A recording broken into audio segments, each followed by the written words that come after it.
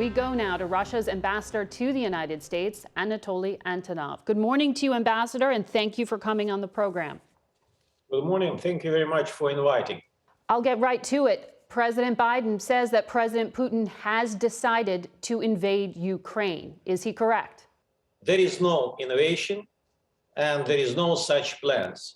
It was fixed in Russian documents that we conveyed to our American friends in the State Department. Russia has publicly declared its readiness to continue the diplomatic efforts to resolve all outstanding issues. Russian troops are on a sovereign Russian territory. We don't threaten anyone. Respectfully, Ambassador, you have troops in Belarus, which is not technically Russian territory. You have troops in Moldova. You have separatists you are funding and supporting in the east of Ukraine. This is not your territory. Yes, when we are talking about Belarus, I hope that there will be an opportunity for us to discuss it.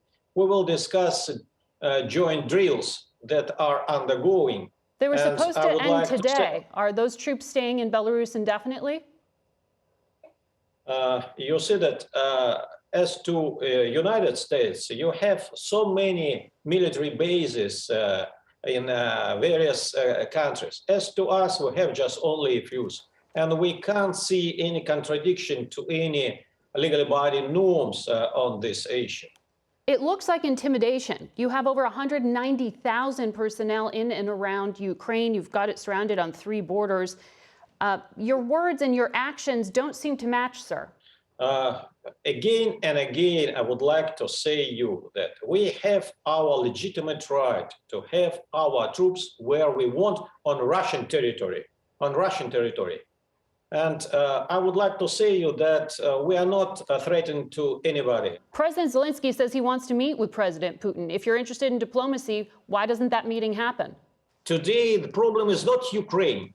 The problem is what kind of world order will be in the future, whether we can together establish a firm security guarantee for everybody without undercutting very important principle of indivisible security for everybody. Yep. It means that you have no right to strengthen your security at the expense of Russian Federation. And we also have no such right. It's clear. Mr. Ambassador, confirmed in many documents. Okay, you didn't answer the question by about United States and Russia. You didn't answer the question about President Putin and President Zelensky meeting. But moving on, is the big goal here for Russia ultimately to get the rest of the world to recognize Crimea as part of Russia? Is that what this is all about? An issue of Crimea is solved. An issue of Crimea is closed for us. It's a Russian territory, and we don't want even to discuss this issue at all. It was not, military operation by Russian forces. It was a decision by people who live in Crimea. Is Russia ultimately trying to get the rest of the world to give that portion of Ukraine over to the Russian Federation? Is that what you're trying to do here? We are not trying to take any territory of foreign countries. I would like to confirm that Donbass and Lugansk is a part of Ukraine. Do you think your policy right now is effective, given that the reaction to Russia's military buildup has been for NATO and the United States to just pour more money and more weapons into the area? Isn't that the exact opposite of what you say you're trying to do?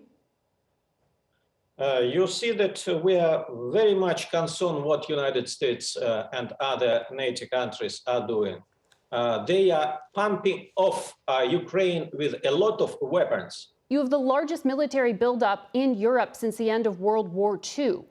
How do you expect NATO to react? You see that we did a lot to withdraw our troops from various regions that are very close to Baltic states, to Eastern European states. We withdraw a lot of troops from Kaliningrad area. And nobody even said us thank you. At the same time, we see 5 ways of expansion of NATO. NATO has started exploration, military technical exploration of Ukraine now.